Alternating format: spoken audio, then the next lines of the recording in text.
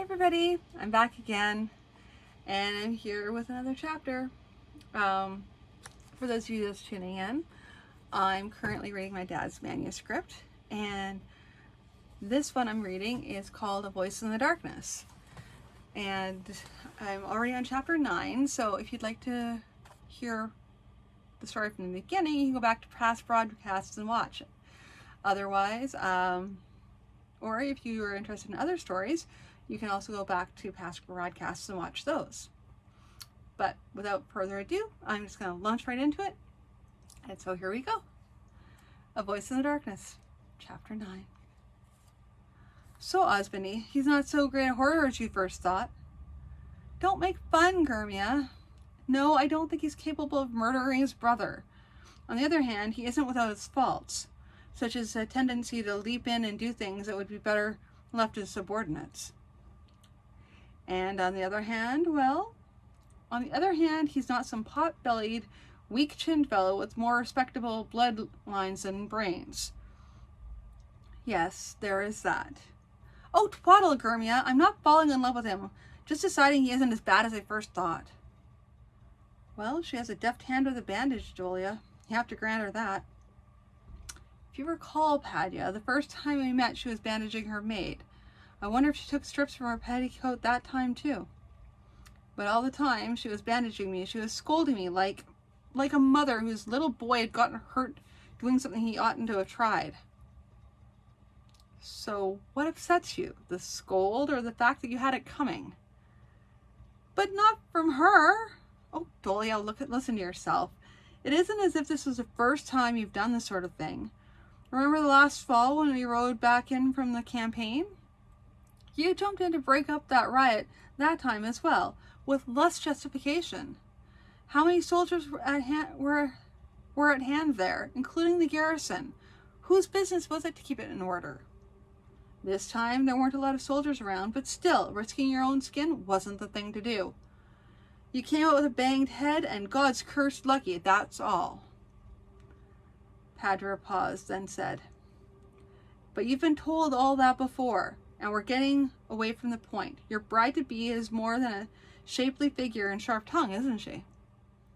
What, on the basis of one episode, you want me to declare my undying love? No, just hoping you'd try not to mess up your marriage before it happens. Dolag laughed. All right, Padya. I'll give her deft hands and even a good mind and more courage. Just to go to work bandaging my head in the midst of all the fun. I'll even admit that being married to her might be not all that bad. Deft hands. An interesting thought. Now perhaps we might go on to discuss the coming campaign. I'd like to push the Nisses back across the river. The horse was a fine young chest mare, strong and healthy and full of spirits. What do you think of her, Osmond? He heard from me. Very nice, Lord Prince. Good, she's yours. Mine? Certainly. You didn't think I'd let go unrecognized the fact of your bandaging my head in the midst of something near enough a battle, did you? Just a bit of gratitude. But a horse? And a horse like this? Mine to give away. It was either that or write a poem for you, and Borla says my appreciation of poetic form is sadly lacking. She gave him a look. And suppose I said I'd have preferred the poem? He grinned. Then I'd know that Chillard wanted you off his hands because you weren't a proper borderer. Everyone knows all you people up there learn to ride as soon as you learn to walk, and are buying and selling horses by the time you're waist belt high. She frowned at him. So we're all horse-mad barbarians up north? You put words in my mouth I'd never even thought of, Doleg protested. I'd say the barbarian is the one who doesn't appreciate a good horse. Would you like to try her out? I'll have to go back and change. If you'd have given me some hint, I could have come dressed for riding. That would have spoiled the surprise. Osmond, they say Pral Ladavant is being allowed to walk for an hour every day in the palace gardens. Really? Yes, Osmond. His value is grave. That comes from a woman who walks out with one of the guards, who reports having been assigned to accompany Pral in the garden and sees to it that he talks to no one. Not even good day, I'm told. Very interesting. Yes, the same person reports that T'Pral is allowed pens, ink, and paper for writing. Poetry, I'm told. Every scrap he writes is collected and checked for codes, then returned to him. I don't know how true this all might be, Osmany, but it seems awfully gentle treatment for a rebel. T'Pral wasn't the rebel. That was his father. Yes, but the father rebelled to support his son's claim to the princely seat. I've heard people say that Prince Doleg is too soft-hearted, keeping T'Pral alive at all. They said it'll turn around and bite the prince later on. Yes, I've heard that, and I can see the possibility. But killing a 13-year-old boy because of a vague claim with a few supporters? That seems a bit extreme. It may be a little danger, Osmany, but there is danger. Otherwise, why keep T'Pral a prisoner at all? We could be ready to march in a week, Dolia. So quickly? Padra shrugged. I know which butts to kick, and how hard. How soon do you want to be on the frontier? Tomorrow. But we've got to get the wedding done and over with first. True. And with some luck, you can leave her expecting an heir when you go. Shall we say 3 weeks? Let's say 2.5 weeks. Iharch says there's some movement across the river already. You know how gods rotted fast Nanissus can move. It's what one might call a war wagon, Lord Prince, Warla said. It doesn't require much beyond the sort of wagon the local farmers use. There are a few additions, of course, but none of them requiring much expense. You mount as many crossbowmen in them as you can, without them getting in each other's way. When the enemy approaches, the ideal notion would be to swing the wagons out into line, then unhitch the horses and move them behind the line. The wagons then provide a fortified line, which makes a strong point for the rest of your army to form on. Doleg looked at the model Borlace had set on the table. The Nanissus tend to isolate fortifications and move on, leaving the fortifications to starve. Borlace shrugged. It's a weapon, like the crossbow. You look for a time and a place to make the best use of it. For instance, suppose you set them up in a line or half circle defending your camp. Then you send forward a sufficient force to seem serious, and in a series of fighting withdrawals, bring the army within range of the men and behind the wagons. But here I am, a mere scholar, giving lessons to a warrior. Think about it yourself. Doleg, a scholar you undoubtedly are, but never a mere scholar. I doubt we'll have time to make more than a few before we leave, but I'll have you contact Iharch by the silver lump and get him started. You can give him a view of the model and instructions on the specifics. I'll also want a good supply of that liquid fire to take along. The day of the wedding was dull, with a cold, mizzling rain falling in occasional showers. People who were inclined to find omens a natural phenomenon shook their heads and declared that little happiness could result from a wedding on such a day. Gurmia, however, snorted at the news. What we hear, Osmany, are people who cannot feel satisfied until they see something bad. If it be on a bright, sunshiny day with not a cloud in the sky, they'd say you used up all your good fortune in one day. You just go on out there and take today as it comes, just as you'll take all the following days. Was I looking that bad, Gurmia? I wasn't thinking about all the portents of evil for my future. Just the simple fact that I've gone from being my father's favorite daughter to being the wife of the most powerful man in the principality. What does that mean? What am I supposed to do, other than produce heirs for my husband? And while I know him a bit better now, I'm still not entirely sure what I can expect of him. In 3 or 4 more days, he'll be off for the summer campaign against the Nanissus in the east. I'm my father's daughter, so I'm not wailing against the fact that my husband is a warrior and goes off to fight in the campaigning season. But what am I supposed to do here in Plutarch while he's gone? You don't suppose I'll be allowed a single moment alone until I've produced a fine, healthy baby boy, do you? You're fretting too much, Osmany. You found that the prince is nowhere near as bad as you first thought him to be. I'm sure he'll settle matters so you can do almost anything you want. Hermione pushed a smile onto her face. That's the problem, I think. I don't really know what I want.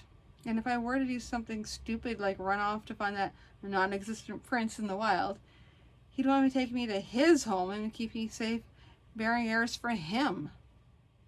She shrugged.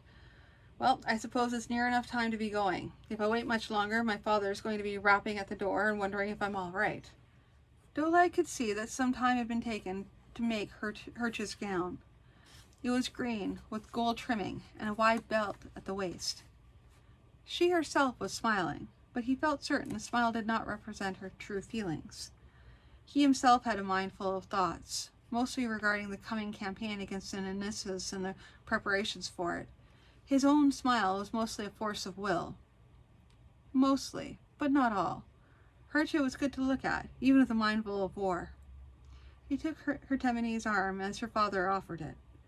Chillard wore a thunderous frown, but that was only concerned that nothing go wrong to spoil this day, or even give bad omens about the marriage. Chillard had a capacity for omens. Dolag told himself had the view that some people would find omens in everything, including their breakfast bowl. And the thing for Dolag himself was to have on hand someone who could and would interpret omens favorably. For instance, Borlus had announced that the rather miserable weather was merely getting the bad fortune out of the way at the beginning of the couple's marriage. He spoke the words of the wedding promises, though none of them stayed in his mind. Worse still, he thought, he could barely recall a few moments later Hermione's responses and promises. Most of that fussing was swept away with the showing of the bride and groom to the people, or so many of the people as could be crammed in the palace square. There were soldiers everywhere, of course, on the lookout for assassins and madmen, or even some wine-soaked fool who might spoil the day. Dolag watched the people on the flat rooftops across the square. Those would be mostly guards, set there for express purpose of denying someone a place from which to launch an arrow. He looked out and waved at the cheering crowd. He could be honest enough with himself to know that this was no gauge of his popularity. People liked weddings, and the princely purse had supplied wine for much of the city. These two things were grounds for a good deal of cheering. But let him proclaim some unpopular measure, raise taxes for instance, or let him lose some serious battle against the Nineths, and the same crowd would be sullen and unforgiving. A moment on one of the rooftops, unusual for a guard, caught his eye. The guards couldn't properly fulfill their function by standing still and unmoving. But this was a little more. "Archer!" he shouted. Grabbing Hertha and pulling her to the floor of the balcony, the arrow flew by overhead, and he heard someone in the crowd behind them let out a choking cry. There was confusion and shouting. Dolag pulled himself to his feet. The first thing to do was to let people see that he was unhurt. Almost without a thought, he extended a hand to Hermione to help her up. He pressed forward against the wall of guards that had formed in front of him, showing his face to the people and waving. The archer was gone from the rooftop, and the guards up there were only guards. He moved back behind the guards again, and the wedding party retreated back into the palace. "Are you all right, Osmany, Hermione?" She gave him a slightly cross look. "I should think, now that we're married, you could just call me Hertha." He pushed out a smile. "Yes, you're clearly all right. I'm sorry that such a thing happened on your wedding day." "Our wedding day?" "Yes," he grinned. "I don't imagine this is the last time you'll stand corrected. Our wedding day." She smiled herself then. "Oh, God's rot it. There I go being crabby little toad again. Sorry." The wedding feast that evening was enjoyable, despite the day's events. Dolag had insisted that Padra come to the feast, leaving all the investigation in the hands of other people. Borlus was another different proposition. "No, Lord Prince, I won't change my mind. I should continue my work. I'm sure you'll have sufficient guests that you won't miss my presence." He was quietly insistent on that point, that he had things that needed to be done, and soon. Doleg found it hard to argue with the man who'd been his tutor when Doleg was a mere boy, so eventually he gave up. Hertia, it appeared, had nerves of steel. She appeared to be in firm control of her reactions and emotions, and appeared to be enjoying the feast, with no thought of assassins or other dangers. There were one or two occasions when, glancing at her, Doleg saw a small trace of a frown. Even that could be explained by the fact that this day, her wedding day, marked a very significant change in her life. And even she could not see the possible ramifications. That this was without counting the fact that an attempted assassination on the same day. At the end of the evening, a noisy crowd, consisting of higher-ranging Osvans and Osmanes, escorted the pair to the princely chamber. There were many raucous jests from the crowd, and Doleg kept a smile on his lips by strength of will alone. He noticed Hertia seldom smiled, and then just barely. Finally, the door closed, and shutting out the last of the revelers, Doleg turned to Hertia. "At last, here we are." She smiled, a more natural smile this time. "Here we are." Sent from the Empire, Dolia, some lesser functionary, hoping to do something to please his august ruler after the defeat by the Geshnapes, made some sort of quick plan. Just goes to show that some people have luck going for them. "The archer got away?" Padra grinned grimly. "No, not hardly. One of our lads on the ground was quick with a bow himself. We were quick to track him to the alley where he'd bled to death before he could get to his horse. Borlus did some magic. He'll tell you more about that. Led us to the place where he'd been staying." Doleg turned to Borlus. "Magic?" Scholar shrugged. "A few quick things. We got to him before the spirit had completely dissipated. He told us where he'd been rooming. Told us he'd been sent from the Empire. He only had a few scraps of paper on him, and those were written in code. I did some magic based on what could be deciphered, which allows me to draw some conclusions. It seems he has been sent to kill your wife." Doleg frowned. "Hertia? Why her and not me?" "I had a guess. Someone's been keeping an eye on things up here, and knows that to kill her would leave you scrambling to find another bride and get an heir. It also permit furtherance of discord, send her around to prowl Laudavant. And wherever you found a new bride, there'd be some annoyed that you directed their daughter, sister, niece, or whoever.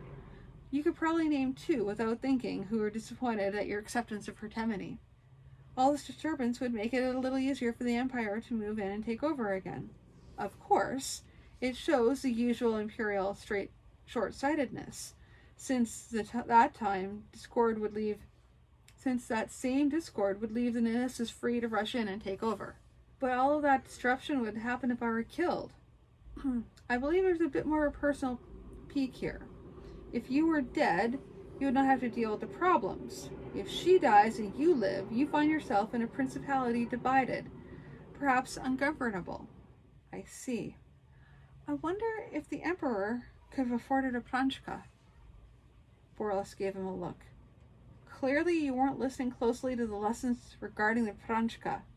They cannot cross any sizable body of water. Nothing too wide to step or jump across. Though some can jump considerable distances, none could leap the strait, I think." "The flying ones?" Borlus smiled. "Ah, yes, an exception of a sort. A little limited, though, because a flying Pranchka would have to find its target in the open. Furthermore, being comparatively light compared to a man, it could put only on a limited force behind its attack. The usual cat shape is strong and fast, able to fight several men and still be able to kill the person it's directed against. So the Emperor dispatches a magician to take a ship across the straits and construct his Pranchka here in the Principality. Possible, though I can think of some arguments against such a thing. Would you like me to make an amulet to ward off a Pranchka for you? I understand the Nineths shamans make a very effective one." "But you told me the Nineths don't make Pranchka." "And so they do not. But they make amulets to ward off spirits of hostile intent, which, amulets by their nature, are also effective against Pranchka. I see. Perhaps you should make two, one for me and one for Hercha.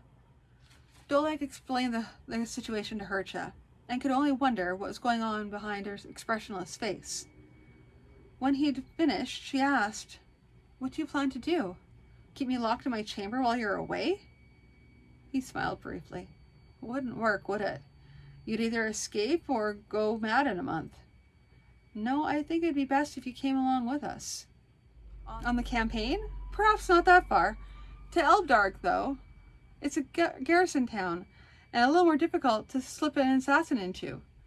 Of course, it isn't exactly the back end of nowhere. Since it'll be the campaign headquarters of the prince, there'll be a lot of people there. You could think of it as having a horde of Ninissas advancing on it from the east, and an even larger horde of hangers-on and hopefuls and the like advancing from the west." She made a face. "Can we at least repel the Western Army?" He laughed. "Unfortunately, the Western Army is nearly as necessary as it is annoying. Not quite so necessary as many like to think, but being a successful prince is knowing who not to offend and when. And being a prince's consort means listening gracefully to people hinting how the prince ought to grant a favor to so-and-so, brother, husband, cousin, father, lover, whatever, and never quite promising anything, and never quite saying no either." "Ha ha, you understand then," he grinned. "A valuable skill it is indeed." She smiled ruefully. "As my father's daughter, I first learned the lessons of that skill. When I came to Plutarch, I found myself courted by people because I'd been betrothed to the late prince.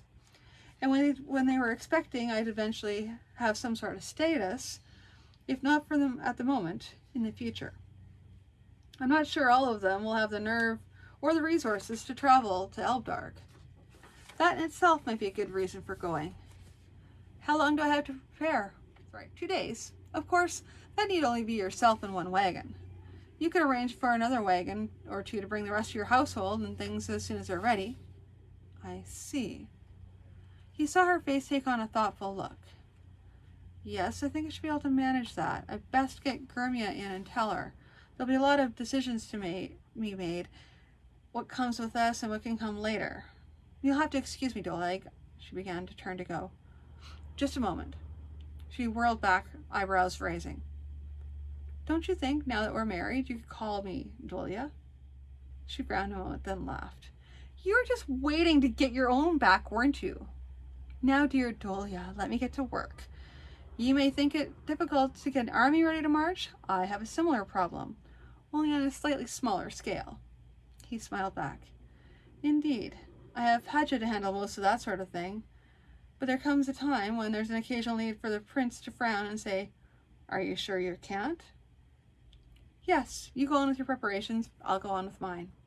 Tabitru walked on the walls of the city of Hades, his expression calm, his mood ferocious. He'd wanted to settle the Geschnappes, and they were settled. Not anywhere near how he wanted them settled, though. Discussions were still going on, but it was clear he was going to have to cede imperial territory, not to mention paying an indemnity. The only reason they weren't advancing into the empire to conquer the whole of it was that the battle had cost them almost as heavily as it had the empire. His court walked quietly with him. All of the hangers-on who praised his every move were silent, understanding that the least comment they might make could well destroy any chance they had for advancement. He wished one of them would say something, anything, that would allow him to give vent to his frustrations. At the same time, he understood that such a thing would be counterproductive, making it that much more difficult to deal with the nobles he would have to deal with to hold on to his empire. Well, from the angle of the sun, it was time to get back down there to argue with that smirking Geschnappet who thought he'd defeated the empire. No, the empire could and would field more armies. It could take back the lost territory, and more. He dare not let himself think otherwise. The army of Langthuil marched on schedule. Several contingents from northwestern Osbans were delayed, but Osban Hallraft had assured Doleg that the delay was due to unavoidable factors, not unwillingness to serve under the prince. It was a long march to Elbdark. Up and down the same hills, the same roads Doleg knew so well. Why are you looking at every hill and ford and bush and seeming so thoughtful? Doleg suddenly looked embarrassed and muttered something to Hercha. Muttered something Hercha didn't catch. Padric grinned. Osmini, he's thinking of what he'd do if he'd had to defend them. The only reason you didn't see him doing it back around Plutarch is that he's already worked out every defense there. Hercha looked at Doleg. It's true, isn't it? Don't you ever get away from being a commander of armies? Doleg's face went serious. Very seldom. There hasn't been more than a handful of years in the history of Lengthguil. There hasn't been some fighting somewhere. If we have a rest from people pushing on our borders, we manage to fight among ourselves. I wonder if I could even... He broke off suddenly, clamping his lips closed. She looked at him. You wonder what? Surely it's not some horrible personal secret. He remained silent and shook his head. It came to her suddenly. You wonder if you'd be able to deal with a country where there isn't a war somewhere. That's it, isn't it? He frowned. Not something I like to think about. Are arms and battles all I know? What good would I be if we found ourselves at peace? Can I do anything but fight? Of course you can. It slipped out before she could think of how it sounded. Hadra roared with laughter and Doleg went red. Hercha felt her own face grow hot. There was silence after that. They came at last to Elbdark. In the days before Lantha came, Doleg told Hercha, it was no more than a dusty village. Probably wouldn't have changed much, save that it was in the right place when we needed a town on which to base the garrison to back the frontier forces. After Lame Creek, it became the seat of the whole frontier garrison. As an army town, it's full of soldiers, merchants, hucksters, gamblers, and various sorts who make their living off of soldiers. And, of course, those who make their living off the ones who make their living off of soldiers. Doleg glanced at Hercha. Not that you're likely to come in contact with any of those sorts, but it's best to be made aware that they're here. She nodded. Much what one would expect. Ihark, a tall, lean man who commanded the garrison, when both Doleg and Padra were absent, rode out with a small guard to meet them. Welcome back, Lord Prince. Thank you, Ihark. What's the situation across the Little River? Quiet, Lord Prince. Perhaps suspicious quiet. They've suffered in the plague last year, but my understanding was that more people have come down the plains to make up the numbers. There's a rumor that Gulani himself may have come down to supervise the next step in crushing us. I see. I'll have to look at the reports. How are the wagons coming? Ihark smiled an indulgent smile. The wagons? That fancy Borlas's? Yes, we've done work on them, but not to the extent he suggested. Doleg frowned. Perhaps matters were not made clear to you, Commander. That fancy of Borlas's has the complete support of your prince. I think you'd best give orders to have the full complement of them completed 2 days from now. 2 days? But Lord Prince! Doleg's expression stopped the commander's protests. Yes, Lord Prince. Ihark, not wishing to stay too long in the immediate vicinity of his angry prince, let his horse drop back a bit. Hercha glanced back, then at Doleg. I have a feeling he won't be ready that soon. Doleg was still frowning. No, not likely, but perhaps it'll make him realize how badly he's disappointed me, and next time he'll follow my orders without putting his own interpretation on them. Okay, so that's all for tonight. Thank you all for tuning in. Please like and subscribe the video, and I'll talk to you all again soon. Have a good night.